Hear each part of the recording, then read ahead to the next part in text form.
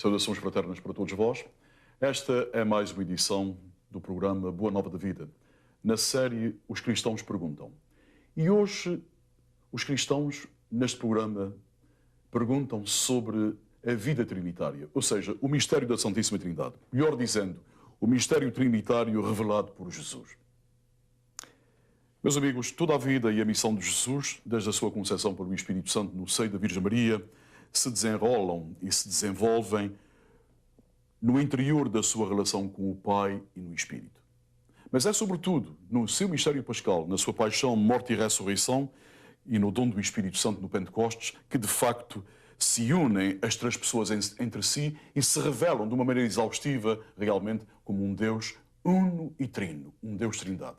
E os cristãos perguntam-se, mas afinal, como é que Jesus falou desta trindade? Como é que Jesus falou do Pai? E mais uma vez connosco temos o nosso querido amigo, o Padre Dr. José da Silva Lima, professor catedrático da Universidade Católica Portuguesa e coordenador da mesma universidade na zona norte do país, concretamente na cidade de Braga, que connosco e convosco vai-nos falar precisamente deste relacionamento da vida trinitária e da maneira como Jesus fala do Pai na vida do Espírito. E faço com muito gosto, como já tenho feito E é sempre um grande prazer. Noutros programas.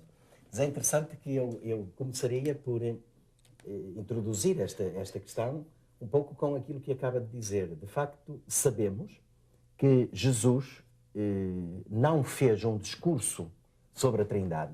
Não chegou junto dos seus discípulos e lhes disse: olhem, eu venho aqui falar-vos do mistério de Deus. É que há um Pai, eu sou Filho e há um Espírito Santo. Não foi assim. Jesus fez uma experiência de verdadeiramente homem. E por isso nasceu, teve uma vida de criança, foi para a escola, estudou, viveu, digamos assim, introduzindo-se na tradição que era a tradição judaica do seu tempo e da sua terra, e depois foi compreendendo a sua própria missão. Exatamente como qualquer adolescente se vai abrindo àquilo que vem fazer ao mundo. E Jesus de Nazaré faz esta experiência. E depois vai convocar, digamos assim, vai chamar aqueles mais próximos, amigos, vai compartilhar com eles algumas das inquietações, alguns dos problemas, vai dizer-lhes: nós temos que fazer cá alguma coisa, eu chamo-vos para isso, reúne os discípulos. E é depois, com esta pequena comunidade, ao longo da sua vida, numa experiência cotidiana muito simples, andando de um lado para o outro, como era frequente no seu tempo. A escola de Jesus não é a única, se podemos falar de uma escola de Jesus. Havia outras escolas, por exemplo, o Batista, o primo, João Batista, tinha a sua escola e levava as pessoas para o deserto, atraía as pessoas atrás dele. Ora, Jesus vai fazendo isto, vai caminhando, e neste caminhar da sua vida cotidiana é que vai abrindo aos discípulos a sua intimidade.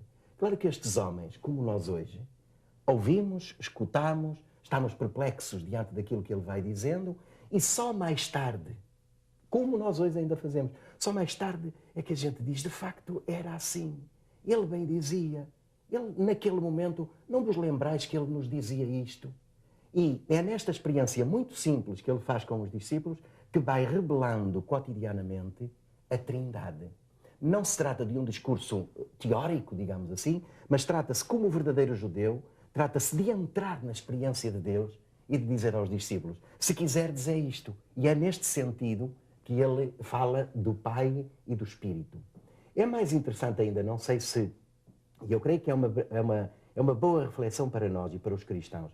Mas interessante é que Jesus, pelo menos nos escritos do Novo Testamento que nós temos, Jesus não fala de si.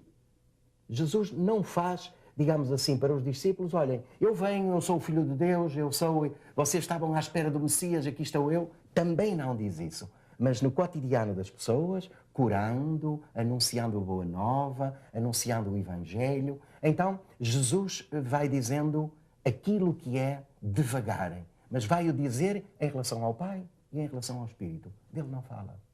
Mas os discípulos, esta primeira comunidade, vai encontrar depois nos seus gestos, nas suas palavras, na maneira como ele se comportava, naquilo que dizia e que eles recordavam depois, é que vai encontrar toda esta sabedoria desvendada por Jesus, que é a sabedoria intratrinitária. Isto é, no coração da Trindade há uma realidade.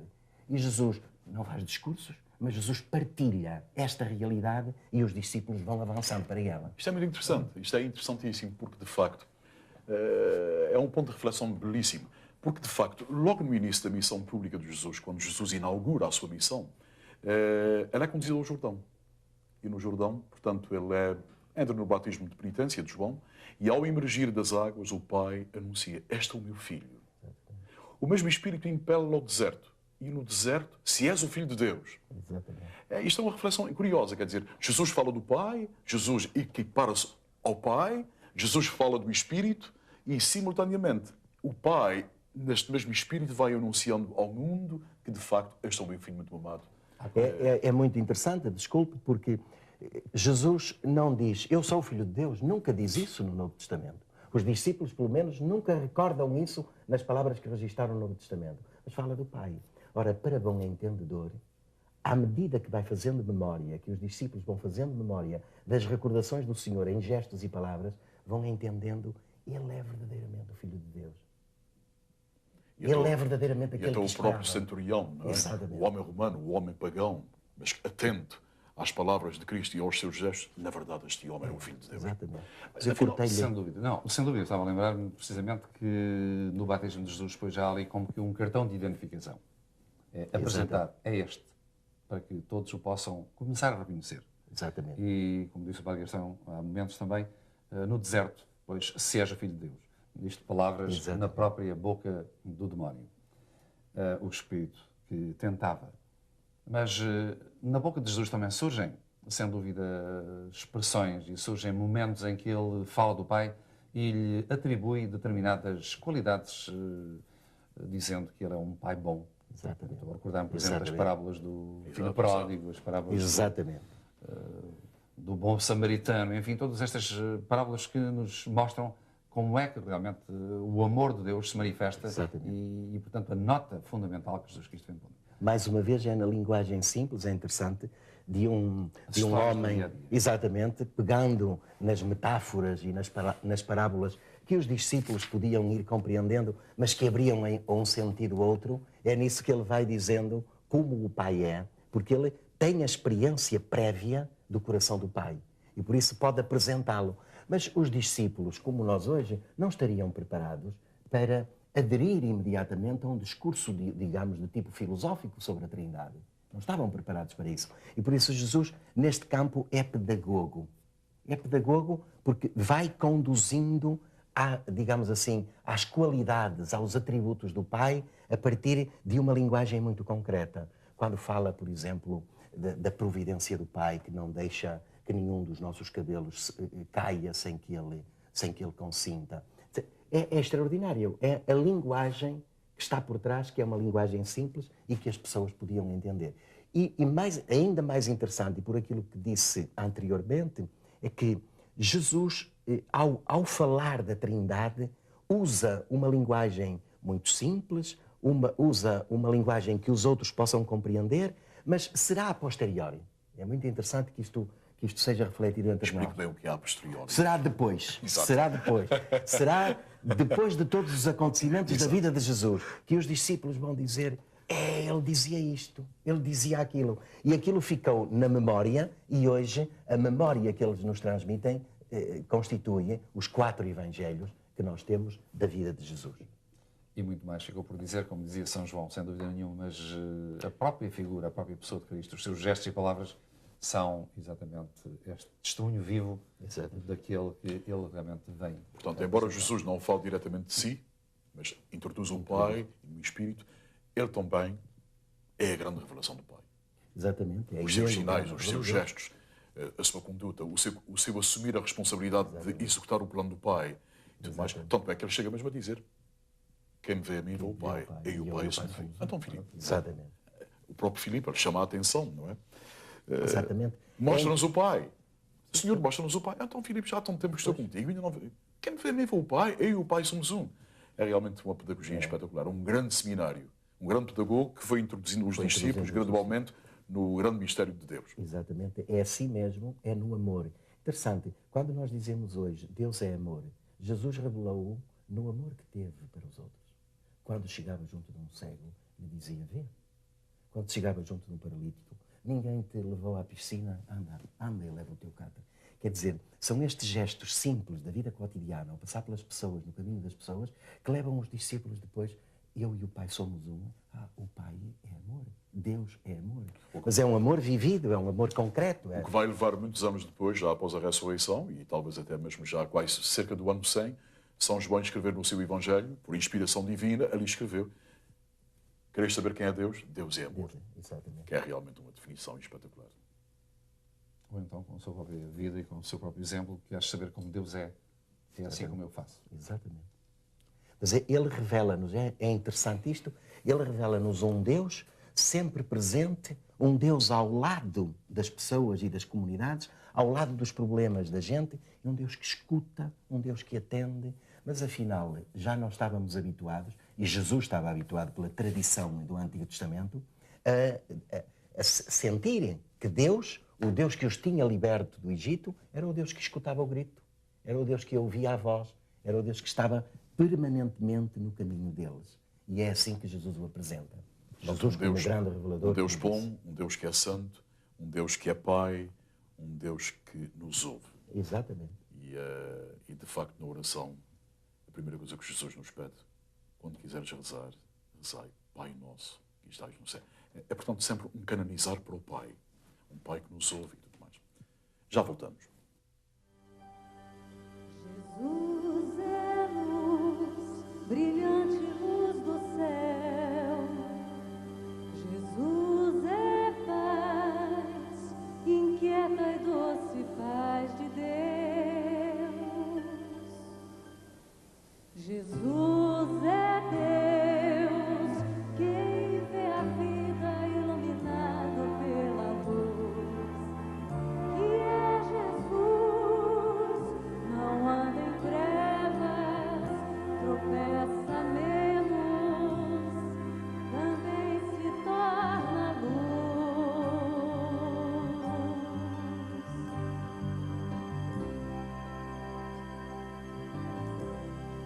Jesus é luz, brilhante luz do céu. Logo no início do Evangelho de São João, se podem ler estas palavras: e o Verbo se fez carne e habitou entre nós. E nós vimos a sua glória, como a glória do unigênito do Pai, cheio de graça e de verdade. O Verbo se fez carne. A palavra de Deus fez-se um de nós, mas não é simplesmente o Verbo, pelo qual, o nome pelo qual Jesus é conhecido. Existem outras formas pelas quais Jesus é apresentado nos Evangelhos. Quais são outros nomes que a Bíblia nos diz e que nos apresenta a respeito de Jesus? A nossa tradição neste campo é riquíssima em relação à figura de Jesus presente entre a humanidade, presente no meio dos homens, como verbo, como palavra que vem anunciar o mistério da Trindade. Mas é interessante recordar que tudo isto se passa depois da comunidade ter vivido a experiência da ressurreição. No fundo, a comunidade dos primeiros discípulos, vamos falar assim, o grupo dos primeiros discípulos, vai fazendo uma experiência com Jesus de Nazaré. E, de facto, as primeiras opiniões é que é Jesus de Nazaré, é o filho de Maria, é o filho do carpinteiro. Né? Portanto, estas expressões aparecem na Sagrada Escritura. Mas à medida que a atuação de Cristo, o seu comportamento, as suas palavras, vão ecoando no coração dos discípulos, eles vão se apercebendo de outra realidade. É interessante que um dos primeiros títulos, ou um dos primeiros nomes, melhor dito, títulos pelos quais Jesus é conhecido entre os discípulos, é um nome ou é um título que vem da Antiga Aliança, que vem já do Antigo Testamento. Quer dizer, os judeus, no tempo de Jesus, esperavam um Messias libertador. Digamos, em grego, um Cristo. Porque Político. o Cristo é exatamente a tradução grega do Messias em hebraico. Ora, esperavam isto. E esperavam, como dizia, esperavam de formas muito diferentes. Esperavam um Messias político. Outros grupos esperavam um Messias de tipo, no final dos tempos, que viria da parte de Deus. Outros pensavam que poderia vir alguém como um profeta antigo, dos grandes profetas, que ressuscitaria e que viria da parte de Deus. Ora bem, é nesta tradição que depois dos discípulos após a ressurreição, após o acontecimento da ressurreição, vão dizer, de facto, Jesus ressuscitado é o Messias. Isto é, aquele que devia vir e aquele que a comunidade esperava. Porque aí já não será o Messias de tipo real, de tipo régio, que vem para libertar. Mas Jesus ter-lhes-á dito, e eles recordam-se, o meu reino não é deste mundo. Porque se o meu reino fosse deste mundo, haveria digamos assim, um exército da parte do Pai que viria. Tá? Mas o meu reino não é deste mundo. Mas os discípulos só vão entender isto, como sabem, após o acontecimento da ressurreição. Porque a paixão e a morte é qualquer coisa que no coração dos discípulos é um golpe forte. E é necessário a explosão da Páscoa, vamos dizer assim, com a linguagem do Antigo Testamento, um novo êxodo, no qual Cristo se apresenta no meio dos discípulos, de outra forma, naturalmente, mas vivo e glorioso, estando com eles, e é a partir daí que eles vão fazer memória e vão dizer, este era o Messias. O Cristo vivo é o Messias. É interessante, mais uma vez, para responder Pedro, bocado... depois da ressurreição também, exatamente como diz os Atos dos Apóstolos, a anunciar aquele que vós crucificastes, esse é o Filho de Deus, esse é o Messias. Exatamente. E outra expressão muito interessante em relação ao Filho é, de facto, a expressão Filho de Deus. Não quer dizer que Jesus nunca utilizou esta expressão. Jesus nunca utilizou também a expressão Messias. Eu sou o Messias. Não. Foram os outros que disseram. Na confissão de Pedro em Cesareia de Filipe, é Pedro que diz. E Jesus apenas disse, ó Pedro, tu és feliz porque não foram a carne e o sangue que te revelaram, mas meu Pai que está nos céus. É dizer, estes nomes ou estes títulos vêm sempre da parte dos outros. Há um samaritana que vai dizer, olha, encontrei o Messias. Exatamente, encontrei o Messias. E mesmo quando os cegos e os doentes, quando no meio da multidão gritavam, Jesus, filho de David, tem piedade de mim. Portanto, eles reconheciam que estava ali a presença daquele que tinha sido anunciado no Antigo Testamento, que estava agora ali presente. Que todos esperavam, exatamente. E depois é interessante que todos estes textos, como sabem, têm já neles a luz da ressurreição. Um dos títulos que aparece muito forte nos textos canónicos dos Evangelhos é o título Filho do Homem. É um título no qual Jesus dá sempre a volta aos discursos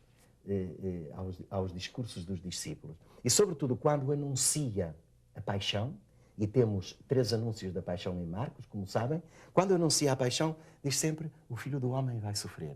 Porque o Filho do Homem vai sofrer, vai morrer, mas depois ressuscitará.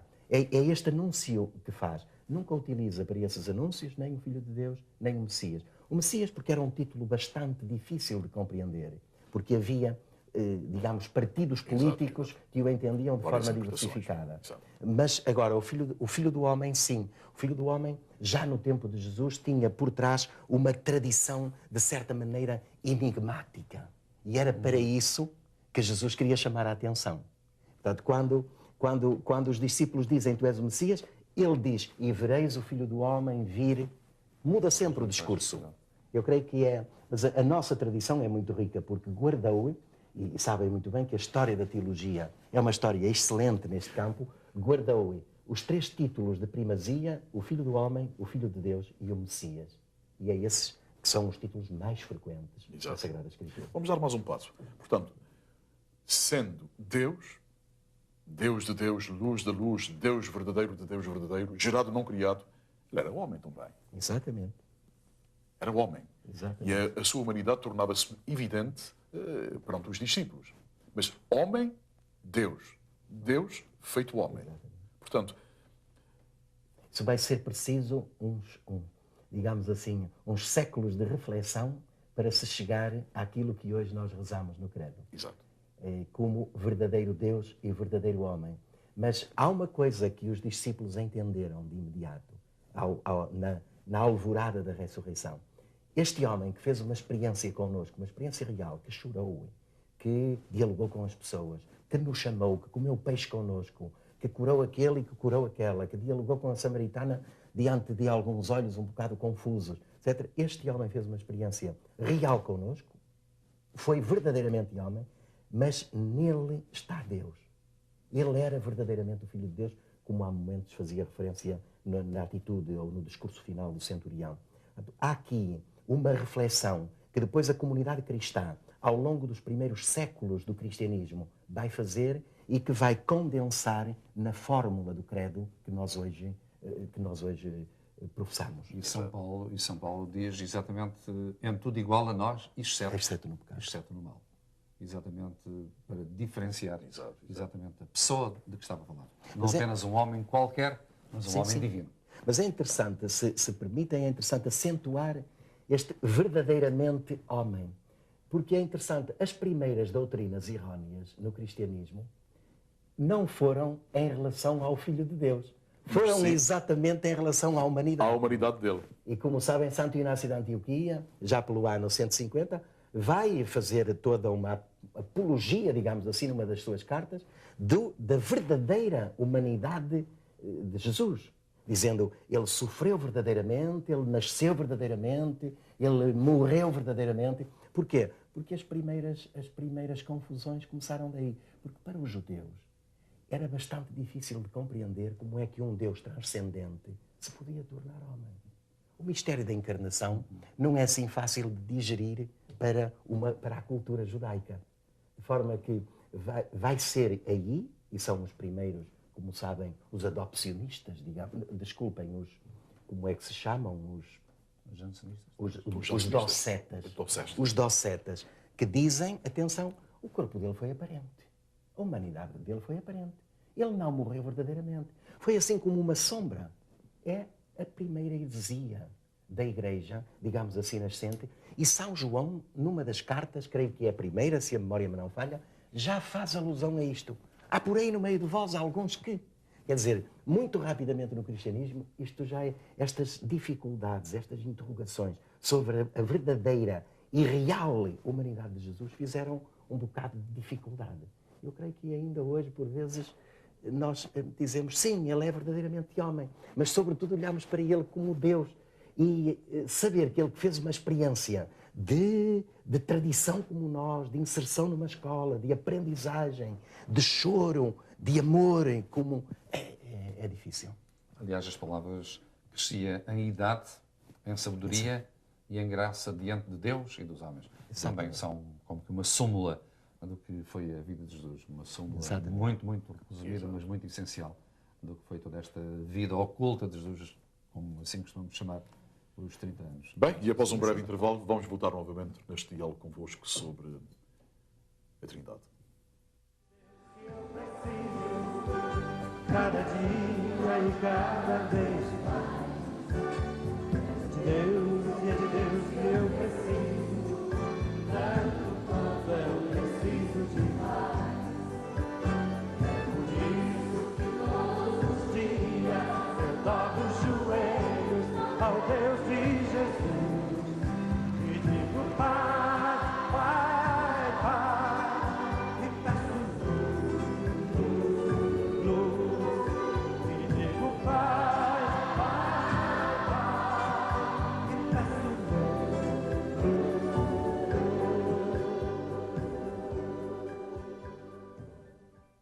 Conforme lemos em Lucas, capítulo 4, Jesus entra na sinagoga de Nazaré, pega no rolo do profeta Isaías e lê estas palavras.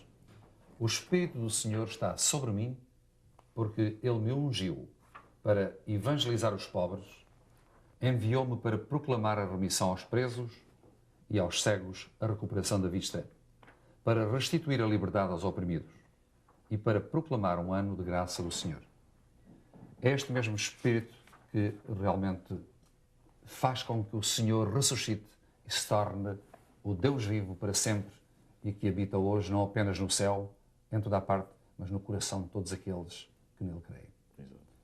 Portanto, deste Espírito, ele fala do Espírito muitas vezes, Jesus Cristo. Fala muitas vezes e é interessante que a passagem que lê de Lucas é exatamente o início do ministério de Jesus, segundo Lucas. E é interessante que o próprio ministério de Jesus, a sua vida pública, vai ser feita toda, ele tem consciência, toma consciência, já é um homem adulto, toma consciência, exatamente, que é o Espírito que vai falar nele, que é o Espírito que vai atuar nele. E por isso o Espírito de Deus está nele e nele vai proclamar a boa nova. E é isto que vai acontecer ao longo dos seus 3 anos de vida pública, até ao momento em que, ao despedir-se dos discípulos, ele fala do Espírito de uma forma mais pessoal, dando a entender aos discípulos que, afinal, se trata de uma outra pessoa da Trindade.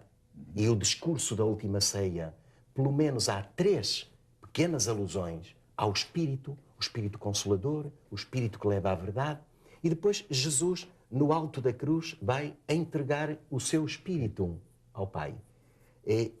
E o Pai derrama-o sobre a Igreja.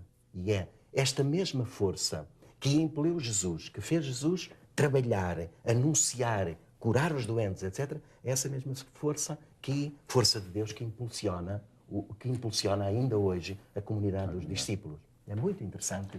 Este mistério da Trindade pode, de uma certa maneira, tudo é limitado quando nós falamos, pode reduzir-se a 3 palavras. Deus Pai, o Criador, o plano amoroso do Pai. Deus é aquele que ama, digamos, sim. O amante. O Filho é o meu Filho muito amado, portanto é a segunda pessoa. E o Espírito é o amor. São 3 realidades, todas elas que se resumem num ciclo, digamos assim, como um triângulo que, para ser triângulo, tem que ter 3 ângulos e um ciclo que não tem nem princípio nem fim, é sempre o mesmo, é todo uno. É interessante que eu digo muitas vezes é interessante, mas não levem a mal, porque é a minha maneira de ler a Escritura e aquilo que o Senhor nos diz, mas quando Jesus fala do Espírito, fala no sentido de uma nova criação. E porque entende que já na Antiga Aliança era o Espírito que favorecia, que era a força da criação. Na nova criação é o mesmo Espírito que vai atuar. E nós somos a nova criação de Deus. Bem, e assim chegamos ao fim de mais um programa Boa Nova de Vida, nesta série Os Cristãos Perguntam. E hoje, precisamente, perguntam sobre o mistério da Santíssima Trindade. A Trindade Santíssima, a Trindade Divina, revela-se para se comunicar. E comunicou-se, de facto, a todos nós. Jesus veio-nos comunicar e também não apenas comunicou por palavras. Deu-nos o seu próprio Espírito.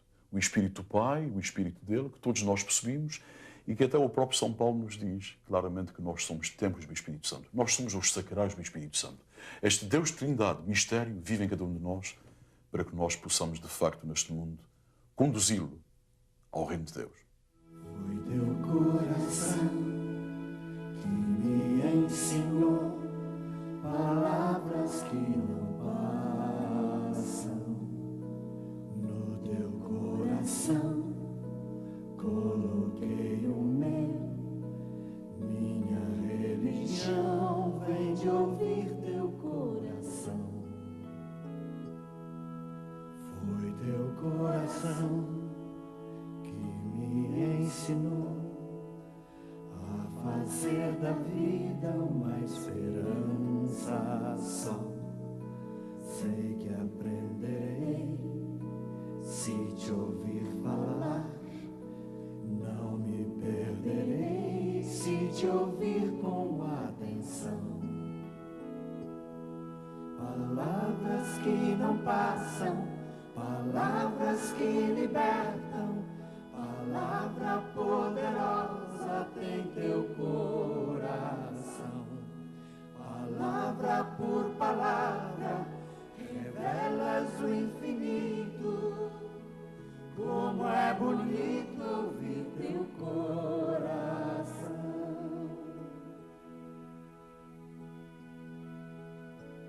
Que a tua palavra tome conta da minha vida, de maneira que tudo que eu disser seja para o bem dos outros.